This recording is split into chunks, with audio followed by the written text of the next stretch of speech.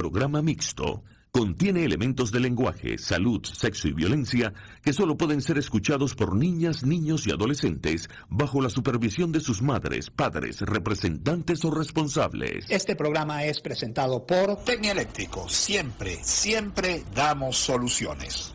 Tecnohospitalaria.com, la calidad que da la experiencia en servicio técnico de equipos médicos y estéticos. En Santa Mónica, consultorio veterinario del Dr. Alfredo Cova, garantía total para el bienestar de su mascota.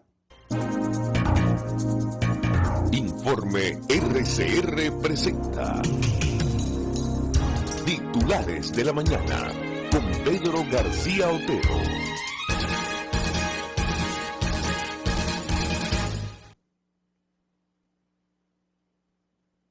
Muy buenos días, 6:23 minutos de la mañana. Dígame, me habla el operador, dígame. ¿Qué pasó, Néstor? Bueno, buenos días, son las 6:23 minutos de la mañana, 6:24 minutos de la mañana. Muchas gracias por estar allí, cielos muy despejados en el Valle de Caracas, unos 18, 19 grados de temperatura, 15 de marzo. De 2022, estos son los titulares de la mañana en el CR 750M. La información más importante del día es el informe de Provea sobre ejecuciones extrajudiciales en Venezuela. Un total de 1.414 ejecuciones extrajudiciales se cometieron en Venezuela en 2021, de acuerdo con un informe de las organizaciones no gubernamentales Lupa por la Vida y el Programa Venezolano de Educación, Acción en Derechos Humanos, Provea. 14 de las víctimas fueron mujeres, es decir, prácticamente el 99% de las ejecuciones extrajudiciales en Venezuela fueron a hombres. Los datos reflejan una disminución a la mitad, lo cual es bueno, de los ajusticiamientos policiales registrados en 2020, cuando se reportaron 3.034 casos. Sin embargo, la cifra sigue siendo alarmante y letal, dijo el sacerdote Alfredo Infante, coordinador de Lupa por la Vida. La policía científica concentró la mayoría de los crímenes, 25%, superando las Fuerzas de Acciones Especiales, FAES, con 11%, según el informe. Este último órgano fue en 2020 el de más casos en el país. También hay que recordar que la FAES fue escindida en varios organismos y dependiendo de la región tiene nombres diferentes, lo cual hace pues más difícil contabilizar lo que fue su actuación en términos de letalidad. Infante atribuye este fenómeno a los reiterados llamados de la alta comisionada de las Naciones Unidas, Michelle Bachelet, y a la misión de determinación de hechos de la ONU pidiendo desarticular a la FAES. Sus informes han incidido en que las FAES hayan reducido su letalidad. Sin embargo, la política letal se mantiene, advirtió el investigador Norman, el coordinador de Provea. Marino Alvarado alertó que las FAES no están totalmente disueltas, pero se ha reducido su participación en algunos estados del país, no están funcionando, era lo que yo les comentaba. Han cambiado el nombre. Alvarado, cuando el Estado tiene voluntad de controlar a sus organismos policiales, pueden lograr resultados como los de 2021. La mayor parte de las víctimas siguen siendo hombres de entre 18 y 30 años que viven en zonas pobres. Nos preocupa el patrón de los operativos policiales, que es la criminalización de los jóvenes en nuestros barrios. Infante, quien además señala que esto ha tenido otra consecuencia. Es una razón para la migración forzada. Gran parte de los jóvenes que emigran de nuestro país hacia otras latitudes son migrantes forzados porque están huyendo de la falta de oportunidades y de la violencia del Estado hacia sus condiciones de vida, dijo, aunque de inmediato ninguna autoridad venezolana ha respondido a este informe.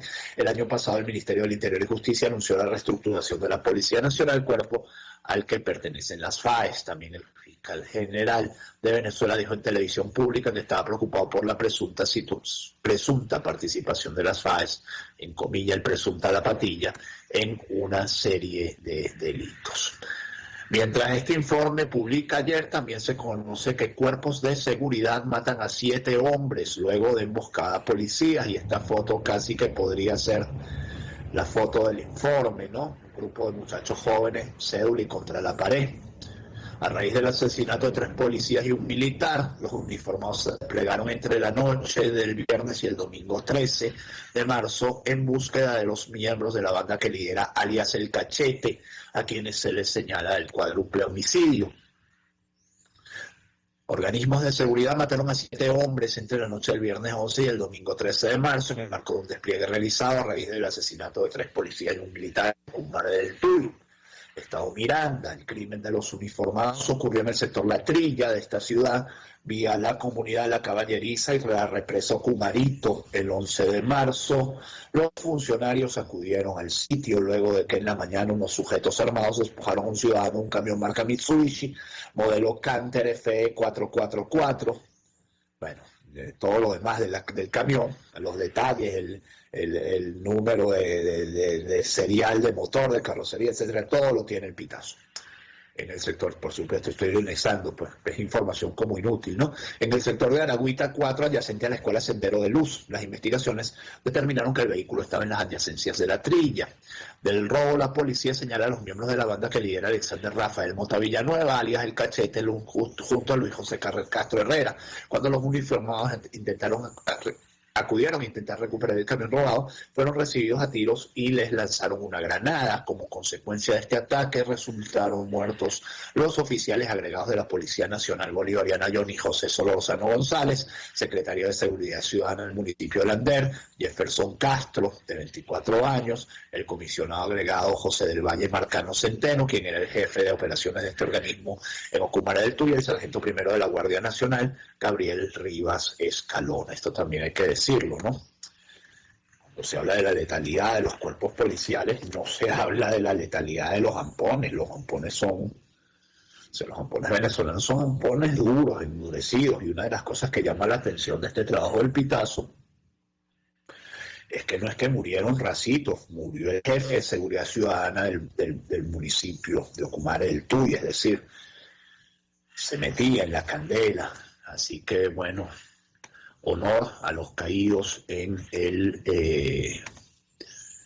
este operativo policial que ha generado, pues, hasta ahora 7 hombres fallecidos, pero hay que decir que antes de eso, pues, murieron 4 funcionarios de la PNB y 3 más resultaron heridos: el comisionado Alexander Oliveros, jefe de la comisaría de la PNB en Ocumare, el sargento agregado Reinaldo Fernández, el oficial agregado Josman Caldera y el oficial Poli Miranda, Brian Lesiaga.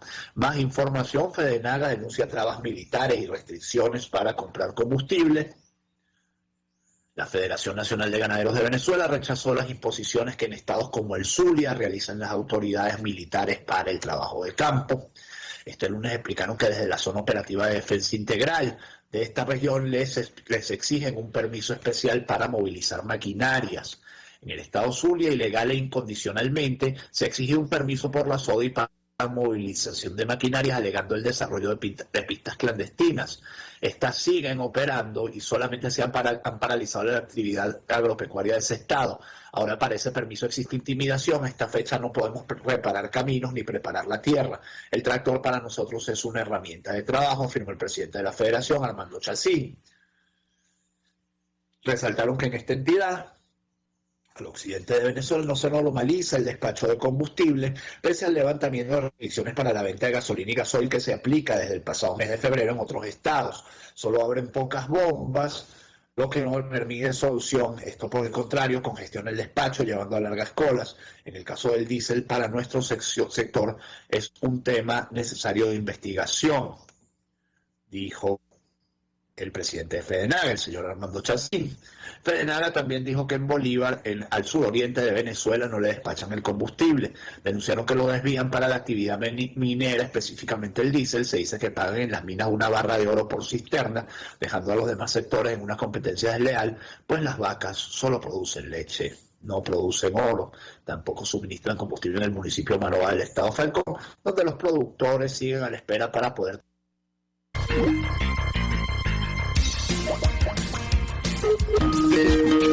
Titulares de la mañana con Pedro García Otero, solo por RCR 750 AM. Cuando me caí, que estaba diciendo cuando me caí.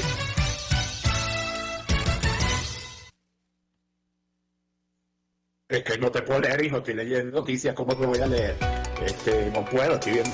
Dale, pues, dale. Dale, vamos.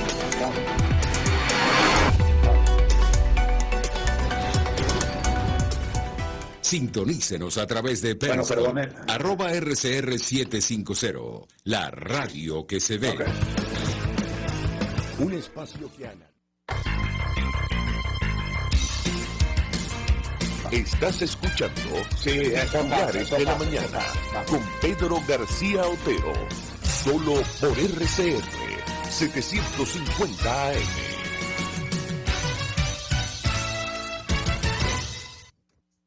Bueno, disculpen ustedes, algunos problemas con el internet esta mañana, se quedó congelada la pantalla, salí cuando les leía la información sobre Armando Chacín, presidente de Fedenala. Mientras tanto, en Perú, resulta que menos de 10 meses después de que el señor Pedro Castillo tome el cargo, ya el Congreso aprueba debatir un pedido de vacancia. Y yo debo decir aquí, con toda la responsabilidad del caso y sin que me quede nada por dentro, que no puede ser que un presidente que tiene 10 meses ya lo quieran defenestrar. Por muy mal que lo haya hecho. ¿Por qué no lo ha hecho tan mal tampoco? O sea, Perú sigue ahí, parapeteadito, un poquito mejor, un poquito peor, pero la verdad de las cosas es que no puede ser. O sea, ¿cuántos presidentes ha tenido Perú en los últimos 5 años? Porque el Congreso destituye presidentes. Hay un hiperparlamentarismo, ¿no?, en Perú, que está haciéndole mucho daño a la estabilidad política del país. Y esto lo digo yo desde fuera, con la información que tengo disponible. A lo mejor estoy equivocado, pero bueno, con la información que yo tengo disponible, estoy en contra de que en este momento destituyan a Pedro Castillo. El Pleno del Congreso del Perú aceptó este jueves debatir el pedido de vacancia para destituir al presidente Pedro Castillo. La moción de vacancia, aprobada con 76 votos a favor, 41 en contra y una abstención, fue promovida por el vocero de Renovación Popular, Jorge Montoya, y cuenta con el aval de su agrupación parlamentaria, además de congresistas de Fuerza Popular, Somos Perú, Avanza País, Podemos Perú y Alianza para el Progreso. Bueno, esperemos que no prospere, bueno, a ver qué pasa, pero la verdad es que no debería un presidente ser destituido sin una razón grave de peso cuando apenas lleva 10 meses en el poder. Y el gobierno de Biden reitera que Nicolás Maduro debe dar pasos concretos para lograr alivio de sanciones. Esto es una nota de Alberto News. El asesor de Seguridad Nacional Jake Sullivan aseguró que el alivio de las sanciones para Venezuela dependerá de los pasos concretos que pudiera dar el régimen de Maduro en los próximos meses. Cualquier alivio de sanciones que proporcionemos tiene que estar vinculado a pasos concretos que tomen Maduro y las personas que lo rodean, dijo Sullivan al programa Meet the Press de NBC cuando se le preguntó sobre los compromisos con Venezuela que podrían ayudar a poner petróleo adicional en el mercado. Lo que resultó del viaje de funcionarios estadounidenses a Venezuela la semana pasada fue la liberación de 2 ciudadanos estadounidenses que ahora están en casa reunidos con sus familias. Hay más ciudadanos estadounidenses todavía en Venezuela. Lamentablemente estamos trabajando día y noche para tratar de sacarlos, comentó Jake Sullivan. Y por cierto, el petróleo ya está nuevamente por debajo de $100 en los mercados internacionales. El boom causado por la guerra de Ucrania pues duró unos días apenas. En la medida en que Rusia pues sigue proveyendo de petróleo y gas a pesar a todo Occidente, ¿no?, a toda Europa. De Venezuela a Estados Unidos aumentaron 80% en 2021 según la Cámara Venezolano-Americana de Comercio, y esto es una buena noticia. Las exportaciones venezolanas hacia puertos de Estados Unidos, y lo hacen preguntarse a uno, ¿no?, ¿cuál es el bloqueo? Las exportaciones venezolanas hacia puertos de Estados Unidos se incrementaron en 80% el año pasado en comparación con 2020, informó este lunes la Cámara Venezolano-Americana de Comercio e Industria, basándose en datos de la Oficina del Censo Comercial del país norteamericano. El total de las exportaciones de Venezuela acumuladas para el año 2021 hacia Estados Unidos alcanzó los $302 millones, 134 millones de dólares más que el acumulado de 2020, cuando alcanzaron la cifra de 168 millones de dólares, y aunque sea 80% más, la cifra absoluta sigue siendo ridícula. Quiere decir que Colombia, que no les voy a hablar de Noruega y no les voy a hablar de Suecia, no les voy a hablar de Japón, ¿no? Colombia, nuestro vecino, nuestro hermano, nuestro siamés, con el que estamos pegados por la barriga, Solo en flores exportó el año pasado 5.000 millones de dólares hacia Estados Unidos. Para que ustedes vean el potencial que tenemos nosotros y que no estamos aprovechando. Las exportaciones no petroleras, que representaron 99,74% del total, es decir, lo que no estamos exportando es petróleo, fueron de 301 millones de dólares, lo que supone un crecimiento de 98% en comparación con el acumulado de 2020, cuando fueron de 152 millones de dólares. En 2021, Venezuela exportó a Estados Unidos, de acuerdo con las denominaciones, preparaciones comestibles de carne, pescados, crustáceos, químicos orgánicos, máquinas y equipos eléctricos y sus partes, así como perlas naturales o cultivadas, bebidas, licores, vinagre, cacao, azúcar, café, té, mate y especias. Por otra parte, las exportaciones petroleras, representaron 0,26 de los envíos totales hacia Estados Unidos, lo que significa un monto total de $810.000, es decir, para ponerlo en términos prácticos, las exportaciones venezolanas de petróleo a Estados Unidos fueron cero, después de que Estados Unidos era nuestro principal cliente en hidrocarburos. Pasamos al tema de la guerra de Ucrania. La ONU confirma más de 630 civiles muertos en Ucrania, entre ellos 46 niños y niñas. El saldo terrible de la guerra: en 18 días de invasión rusa, la Oficina del Alto Comisionado de Naciones Unidas para los Derechos Humanos registró 636 civiles muertos en Ucrania, entre ellos 46 niños y niñas, desde las 4 a.m. del 24 de febrero de 2022, cuando inició el ataque armado. Hasta las 12 de la noche del 13 de marzo de 2022, la ONU registró 1.761 bajas civiles en el país, entre ellos 636 muertos y 1.125 heridos. De los fallecidos, 127 son hombres, 91 mujeres, 6 niñas y 10 niños, así como 30 infantes y 372 adultos, cuyo sexo aún se desconoce. La mayoría de las bajas civiles fueron causadas por armas explosivas con un área de impacto amplio, incluido el bombardeo de artillería pesada y sistemas de cohetes de lanzamiento múltiples y misiles y ataques aéreos, denunció la ACNUDH. Sin embargo, la ONU cree que las cifras reales son considerablemente más altas, ya que la recepción de información de algunos lugares donde se han producido intensas hostilidades se ha retrasado y muchos informes aún están pendientes de corroboración. Las noticias más recientes sobre la invasión dicen que hay 9 muertos tras un ataque contra torre de transmisión de TV al oeste de Ucrania. 9 personas murieron luego de un ataque aéreo en contra de una torre de transmisión de televisión cerca de la ciudad de Rivne.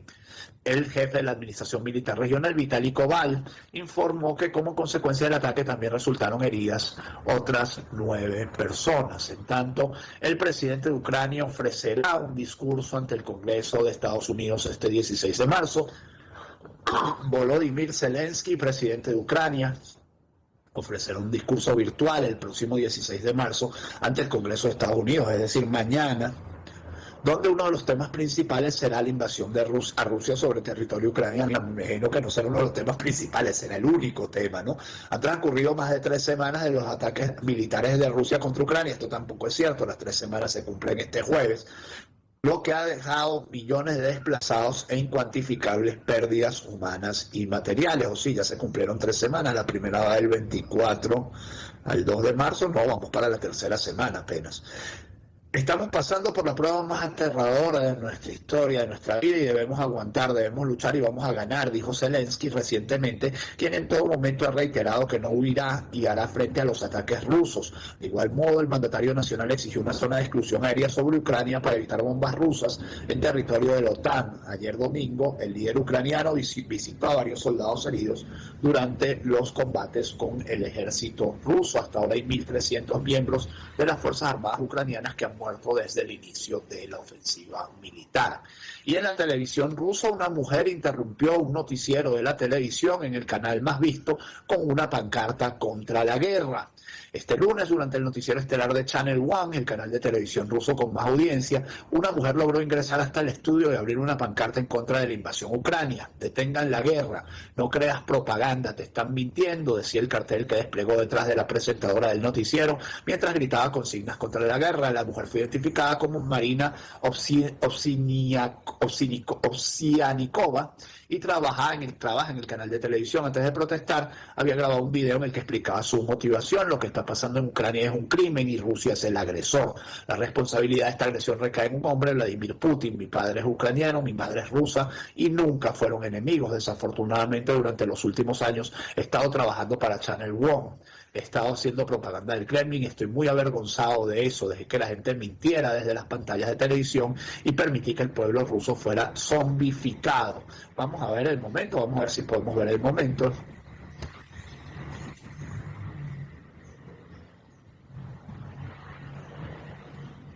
Bueno, nos lo pone en cámara lenta para que lo veamos mejor, ¿no? Ahí se presenta la señora Marina con la pancarta, pero estos videos que no son de YouTube se ven con muchos problemas siempre, tienen muchos problemas para verse en los portales, los que son lo que llaman en tecnología embebidos.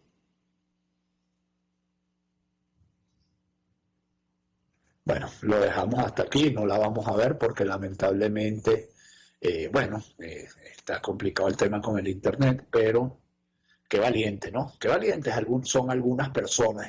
Esta señora va a pagar un alto precio por su valentía, pero pues se ha atrevido a decir la verdad.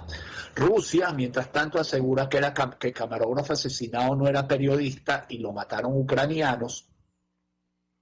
El camarógrafo muerto el pasado sábado en Ucrania, mientras filmaba los combates, no era un periodista, sino un cineasta, y además fue disparado por los ucranianos y no por los rusos, aseguró este lunes el embajador de Rusia ante la ONU, Vasily Nevencia, en una sesión del Consejo de Seguridad dedicada a tratar el papel de la Organización para la Seguridad y la Cooperación en Europa. Nevencia dedicó parte de la intervención a rebatir distintas informaciones de los últimos días, según él tergiversadas por una gran cantidad de medios de comunicación, y sobre la muerte de Bren Renaud, camarógrafo muerto por disparos en Irpin, en las cercanías de Kiev. El embajador quiso aportar lo que llamó dos precisiones: no es periodista, el New York Times lo dijo, pero en internet aparecen informaciones de que no se dedicaba a actividades periodísticas, sino que era cineasta.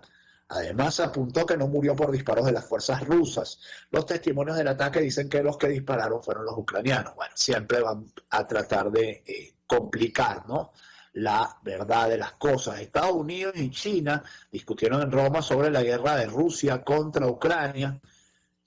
Bueno, antes de esta información yo les tendría que leer otra, pero les voy a leer esta primera. Este lunes se reunieron en Roma el asesor de Seguridad Nacional de Estados Unidos, Jake Sullivan, y el miembro del Buró Político del Partido Comunista de China, Yang Jiechi, para abordar el conflicto armado en Ucrania por la invasión rusa. La Casa Blanca informó que durante el encuentro Sullivan planteó una variedad de temas en las relaciones entre Estados Unidos y China, como una discusión sustancial sobre la guerra de Rusia contra Ucrania. Y lo que les tenía que leer antes de esto es que hay otro periodista, pues afortunadamente y por los momentos solo herido. El corresponsal de Fox News en Ucrania resultó herido mientras trabajaba a las afueras de Kiev.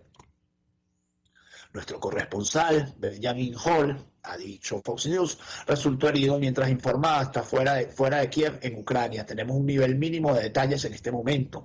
Está hospitalizado, indicó el corresponsal en jefe de la Casa Blanca del canal, John Roberts. El periodista señaló que los miembros del equipo en el terreno están trabajando para recopilar información adicional a medida que la situación se desarrolla rápidamente. Agregó que la seguridad de todo el equipo de periodistas en Ucrania y las regiones circundantes es la principal prioridad y de suma importancia para la cadena televisiva, y recordó que todos los periodistas arriesgan sus vidas todos los días para dar noticias desde la zona de guerra.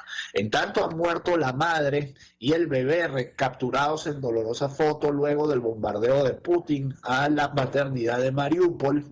La mujer embarazada, herida, y su bebé por nacer, cuya imagen de la camilla de su sala de maternidad bombardeada por Putin se convirtió en una de las imágenes más impactantes de la guerra, han muerto, reseñó el Daily Mail. Las imágenes de la futura madre en agonía mientras la sacaban del hospital de Mariupol horrorizaron al mundo. Había sido atacada en el mismo lugar que había considerado seguro para traer nueva vida al mundo. En videos y fotos tomados el miércoles pasado, después del ataque, se ve a la mujer ensangrentada acariciando la parte inferior del abdomen mientras los rescatistas la transportaban entre los escombros en la ciudad sitiada de Mariupol. Fue uno de los momentos más brutales hasta ahora en la guerra de 19 días. Pues sí, ya lleva no lleva 3 semanas. 3 semanas son 21 días. De Rusia contra Ucrania, la mujer fue trasladada de urgencia a otro hospital más cerca de la línea del frente, donde los médicos trabajaron para mantenerla con vida. Los médicos dijeron que ella les pidió mátenme ahora, al darse cuenta de que estaba perdiendo a su bebé. Todo por la codicia, por la ambición, por la falta de sensibilidad, ¿no?, de un grupo de hombres. Josep Borrell confirmó el 4º paquete de sanciones de la UE contra Rusia. El jefe de la Unión Europea, Josep Borrell, confirmó este lunes un 4º paquete de sanciones contra el Kremlin en respuesta a la invasión rusa contra Ucrania. El nuevo paquete de sanciones va dirigido contra el comercio ruso, el acceso al mercado, la pertenencia a las instituciones financieras internacionales y la exportación de bienes de lujo, apuntando específicamente a los sectores del acero, el carbón y la energía. Este será otro gran golpe para la base económica y logística sobre la que el Kremlin está construyendo la invasión y tomando los recursos para financiarla, dijo este lunes el jefe de la diplomacia europea en declaraciones reseñadas por AFP. Este es, espero, el momento del despertar para Europa, dijo tras reunirse con el primer ministro de Macedonia del Norte. Es el momento de dar un nuevo impulso al proceso de ampliación y anclar firmemente a los Balcanes occidentales a la Unión Europea. Sobre la invasión rusa a Ucrania, Borrell dijo que Moscú estaba apuntando no solo contra los militares ucranianos, sino también contra los civiles, y recordó que en la ciudad estratégica de Mariupol, al sur de Ucrania, más de 2.400 civiles han muerto desde el inicio de la invasión. Por supuesto, estas son cifras mucho más altas de las que reseñaban la ONU al comienzo de esta nota. Yo les quiero dar el insight, que busquen en Nexos este trabajo de Joaquín Villalobos, que es una maravilla, se llama La Estrategia Militar de Ucrania, y básicamente dice que Rusia está perdiendo la guerra y explica por qué está perdiendo la guerra. Joaquín Villalobos, La Estrategia Militar de Ucrania, les pido por favor que cuando tengan una oportunidad lo busquen. También lo tengo en mi timeline de Twitter, así que si lo quieren mirar allí, pues lo pueden conseguir allí. Y quiero también que busquen y se lean este artículo, que para mí peca un poco de optimismo, pero es un artículo pues cuyo autor es un hombre muy reputado, es nada más y nada menos que el politólogo Francis Fukuyama. El artículo se llama Preparándose para la derrota. Lo tienen varios medios, pero lo pueden buscar, por ejemplo, en La Patilla. Dice Francis Fukuyama y que se arriesgará y hará varios pronósticos. Y el primer pronóstico es: Rusia se dirige a una derrota absoluta en Ucrania. La planificación rusa fue incompetente, basada en la suposición errónea de que los ucranianos eran favorables a Rusia y que su ejército colapsaría inmediatamente después de una invasión. Putin ha comprometido la mayor parte de su ejército en esta operación. No hay grandes reservas de fuerzas que puedan llamar para agregar a la batalla. Las tropas rusas están atrapadas en las afueras de varias ciudades ucranianas, donde enfrentan graves problemas de suministro y constantes ataques ucranianos. Los dos artículos, el de Joaquín Villalobos y el de Francis Fukuyama, están en la misma línea. Pero hay un tercer trabajo que habla de lo mismo, y este es un general retirado de Estados Unidos que se llama Ben Hodges, que dice que a Rusia se le acaba el tiempo, la gente y la munición. Le quedan 10 días. Ben Hodges, que anteriormente estuvo al mando del ejército estadounidense en Europa y ahora es profesor afiliado del Centro de Análisis de Políticas, realizó un análisis pesimista para las tropas rusas, que vienen realizando una invasión mucho más larga de lo presuntamente planeado en su inicio, enfrentando a las tropas y milicias civiles ucranianas apoyadas por las potencias de Occidente. Probablemente estamos a 10 días de que Rusia culmine. En otras palabras, se está acabando el tiempo, se está acabando la gente y se está acabando la munición, indicó el excomandante norteamericano. Hay que decir que esto no elimina la amenaza, ¿no? O sea, un Putin derrotado es mucho más peligroso que un Putin victorioso. Dejar eso sentado. Pero lo más posible, o lo más probable, lo que parece más probable, es que Rusia está perdiendo la guerra. Por orden del Kremlin, jóvenes rusos ya no cuentan con acceso a Instagram. Y para 2 titulares más, para irme a la pausa, Europa se convierte en el mayor importador mundial de armas, según un informe. Esto es una obvia consecuencia de la amenaza rusa, aunque las exportaciones de armas cayeron 4,6 a nivel mundial en el periodo 2017-2021, comparado con el quinquenio previo, Europa tuvo un aumento de 19%, según el informe anual del Instituto Internacional de Estudios para la Paz de Estocolmo. Europa es el nuevo punto caliente, dijo Simon Besseman, coautor del informe anual del CIPRI. Y para cerrar un ángulo local de esta información, de la información sobre la guerra, esto dijo Bernal sobre la supuesta existencia de radares rusos en la frontera. El gobernador del estado Táchira, Freddy Bernal, aseguró que desconoce si en la frontera colombo-venezolana hay radares rusos, tal como lo informaron fuentes de inteligencia militar del vecino país. El mandatario estatal aclaró que la defensa nacional es materia de la Fuerza Armada venezolana. Yo no puedo decir si hay o no radares, no es mi tarea, no manejo esa información, y si los hay o no, es un tema de seguridad del Estado, indicó. Son las 53 minutos y les quiero mostrar un videíto. Esta noche hay un ¿cómo se llama? Hay un live de Instagram del doctor Alfredo Cova, hablando de qué hacer con nuestros animales cuando envejecen. Vamos a verlo.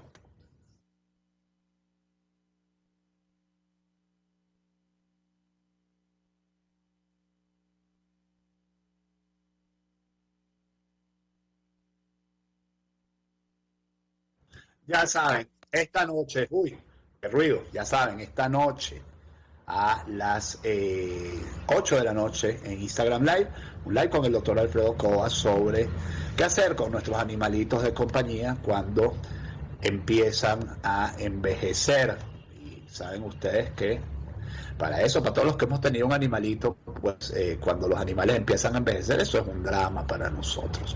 Vamos a hablarles también de Tecnohospitalaria, porque insumos médicos para clínica médico-paciente, todo lo tenemos en www.tecnohospitalaria.com.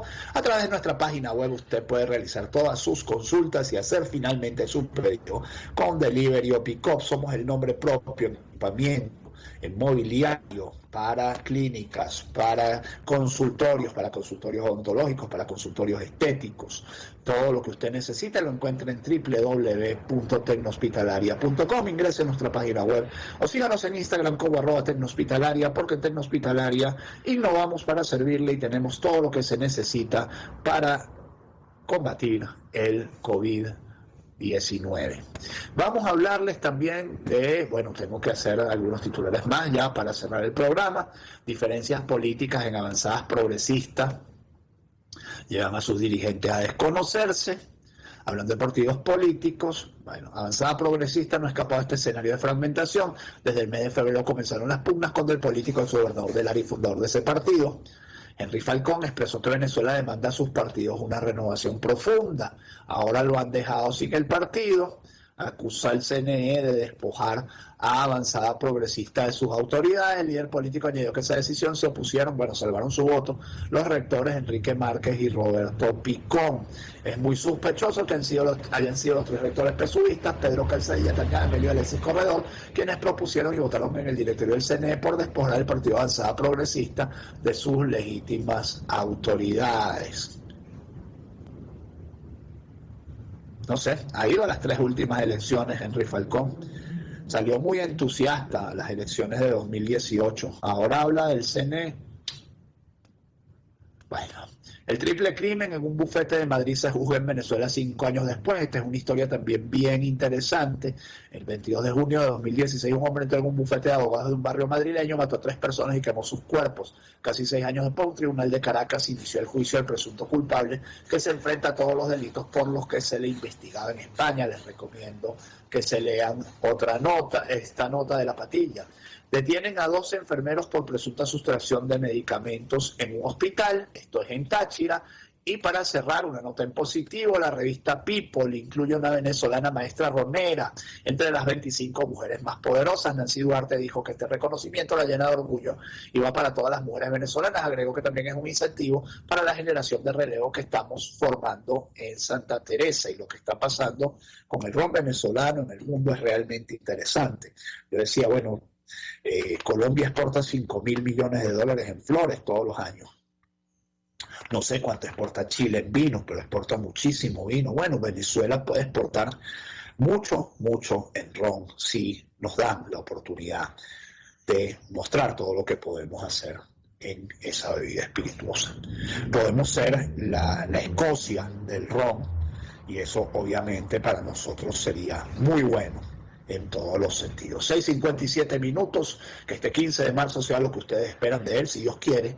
Nos encontraremos mañana. Chao. Informe RCR presentó Titulares de la Mañana con Pedro García Otero. Este programa fue presentado por Tecnieléctrico, siempre, siempre damos soluciones. Tecnohospitalaria.com, la calidad que da la experiencia en servicio técnico de equipos médicos y estéticos. En Santa Mónica, consultorio veterinario del Dr. Alfredo Cova, garantía total para el bienestar de su mascota. RCR 750 AM, porque lo bueno une. El siguiente espacio educativo está dirigido a niños, niñas y adolescentes. RCR presenta Una Tierra Azul, esa pequeña roca suspendida en el espacio en la cual vivimos. Una producción nacional independiente de Jimmy Stone Reverón, certificado 18804. Más persistente que el odio, más intenso que los celos y tan antiguo como el ser humano. Esa es la envidia, una pasión universal, pero que nadie reconoce sentir. ¿Tú eres envidioso o envidiosa? Unos segundos después de que el fonógrafo de Edison dejara de emitir en la sala sus primeras palabras, uno de los académicos que asistía a la presentación del aparato, el francés Jean Bouillot, de 82 años, saltó de su asiento, agarró por el cuello al infeliz operador en ese momento y comenzó a zarandearlo mientras profería que aquello era una farsa, un truco de ventrílocuo, y que la noble palabra humana no podía ser reemplazado por un metal. Bouillot no se había vuelto loco, ni había sufrido un ataque de ansiedad, no, en absoluto. Se trataba de un caso de envidia entre colegas, un sentimiento tan viejo como el hombre, del que se ha dicho que es el más vergonzoso de los sentimientos. De hecho, se le considera tan deshonroso que incluso personajes tan ilustres como el filósofo Francis Bacon no ha dudado en afirmar que la envidia es un gusano roedor del mérito y la gloria. La Real Academia Española, más tibia en su definición, lo considera un pesar del bien ajeno. La envidia es un fenómeno universal, pero no es considerada por los psicólogos como una de las emociones fundamentales, ni existe una expresión facial que la caracteriza de forma exacta. En la obra La fuerza de las emociones de los psiquiatras Christophe André y François Lelore indican que esto se debe a que, a diferencia de lo que ocurre con otros sentimientos, comunicar la envidia nunca ha supuesto una ventaja evolutiva. En efecto, la envidia es un tabú social que se lleva en silencio, porque en el fondo supone una declaración de inferioridad que no conviene revelar en público. Plutarco ya daba cuenta de eso hace casi 2000 años. En su estudio sobre la envidia y el odio decía: nadie dice que es envidioso, sino que para justificar ese sentimiento se alegan todo tipo de excusas. El sociólogo de la Universidad de Milán, Francesco Alberoni, considera que este comportamiento se debe a que la envidia es, en esencia, una reacción ante el reconocimiento de una derrota. En un intento por negar la frustración, unos optan por imitar a quienes envidian, otros se deprimen y, por último, un tercer grupo de individuos se dedica a criticar e incluso conspirar contra quienes le han superado. Y algunos se quedan pegados de por vida con ese sentimiento. La envidia hace y te hace daño. No te pierdas la continuación de este tema en Una Tierra Azul. RCR 750 AM, porque lo bueno une. RCR le informa que en este momento pasamos de horario supervisado a horario todo público. RCR 750 AM, porque lo bueno une.